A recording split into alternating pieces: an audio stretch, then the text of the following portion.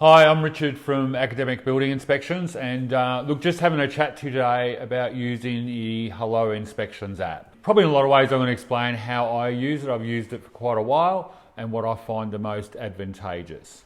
So I've got the app open and I've gone to my reports. Now up the top I've got here a master copy. So that's basically my template that has a lot of the standard defects that I would use regularly. So I've got my master copy here. I will basically duplicate the report.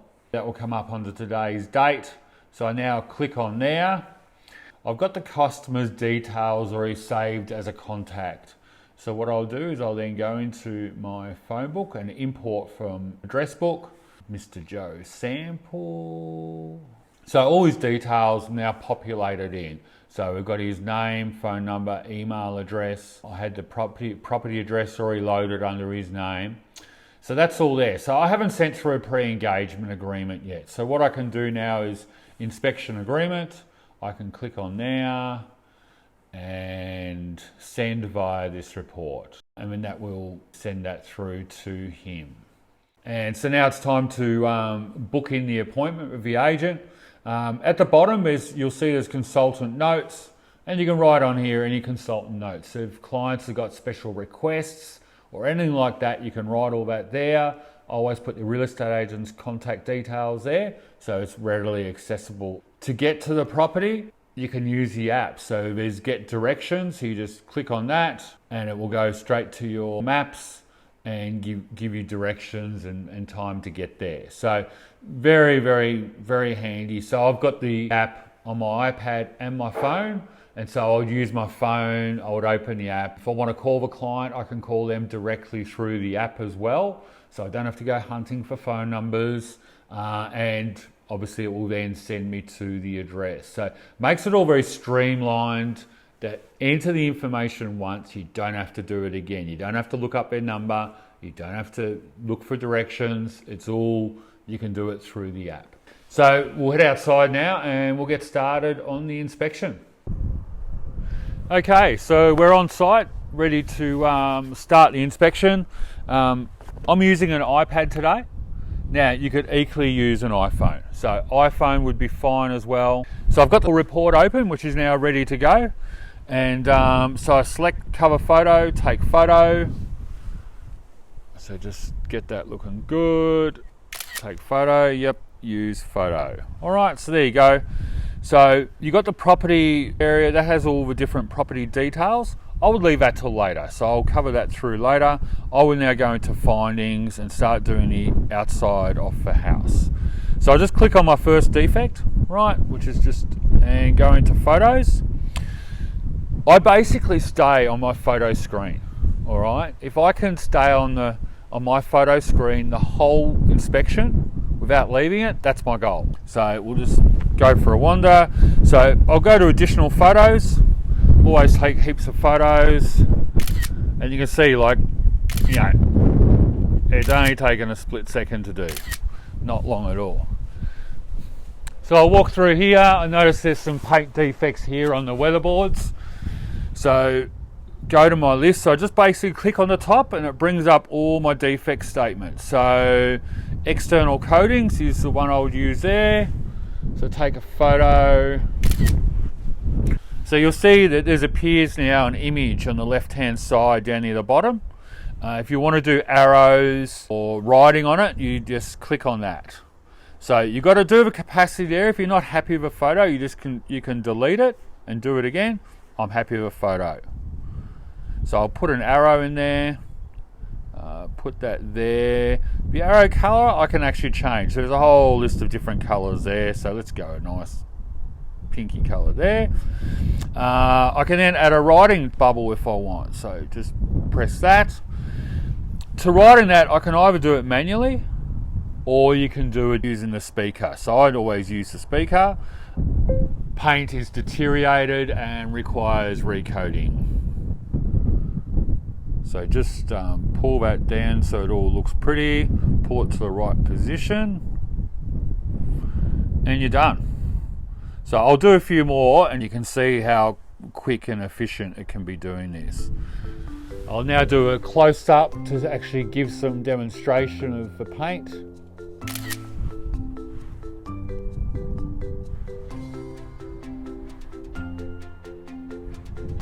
As you can see, it does not take long.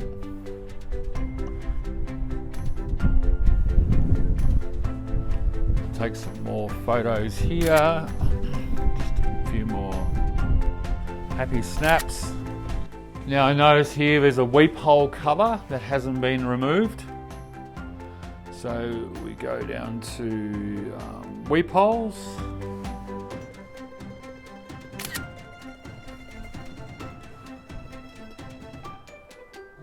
Weep hole construction covers should be removed.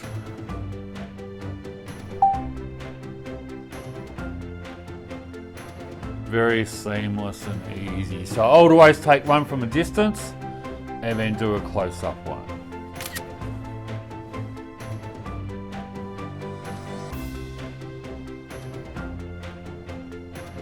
Notice there's also an air conditioning pipe that's not directed to a garden bed, it's just sitting on the deck.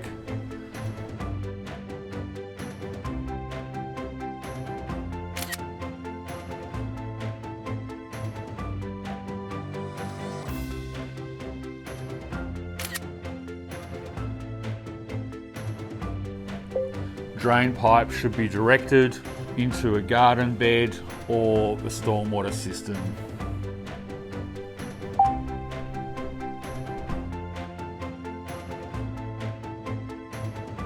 Notice here there's a broken window.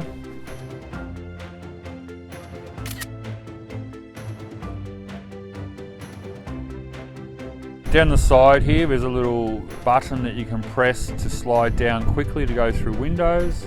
So window operation.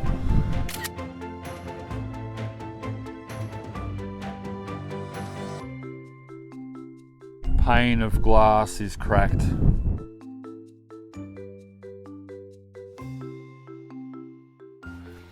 Okay, so here we've got another defect with the brickwork, with it not being laid straight. Now I don't have that defect within my template, so I need to add it. So I go to the top corner there and add defect statement. I then go to findings. Now there's the library. So the library comes preloaded with a couple of hundred defect statements. So they're ones that are provided by the app that you can utilize, or if you want it, you can write up your own and add them to favorites. Now I know I do have one under my favorites for the brickwork. So I will just do a search for that. There you go, so click on that one. So that's appeared. And that now comes up there. So now I'll take some photos.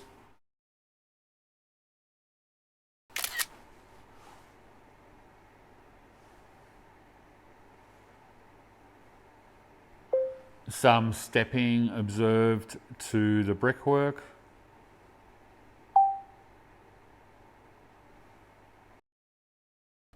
Okay, so I've now completed the inspection, and every defect that I've found, I've taken photos that has now changed that defect statement. So I've still got a stack of defect statements in there that I haven't used. So now it's time to start cleaning up the report. Now you might think that's going to be hard with 80 defects, but it's actually very simple. We go to report. You'll see there's a little warning bar down here. Click on that. Findings unmodified after duplication. So what that talks about is basically it's saying, hey, you've got all these defect statements in the report, but you haven't touched them. Since you've generated this report, you haven't done any changes to them. Do you want us to get rid of all those defects? The answer is yes. So we just go options, delete unmodified findings, confirm delete. So now if we go to findings, you'll find there's only the actual ones that we've actually taken the photos off and taken note of it. So at this stage of the report, I'm finished on site, and I would go to my property and actually start doing all my bits and pieces about construction, how many bedrooms, etc. You can do that while you're on site. I tend to probably do it in the car. I'll then run into my findings, So brickwork one. So with this one, we've got a bit of a stepping. There's actually a really nice picture in the guides to standards and tolerances. So what I might do is go there. Here we go. Just happens to be conveniently there. Take a screenshot of this. So click on that. Let's just make that a nice size. All right, now click on that one and it'll give you an option to copy. So you do copy, allow paste, and we go paste. And that will now put that in the report, that photo. So great feature to have. We're now pretty much finished the report. I'll then look at the summary. I won't worry about going through that, but basically it's the standard summary where you click what the condition of it is, the quality of the build, etc. Run through all that, and then you go to report. So here's the actual report that comes up.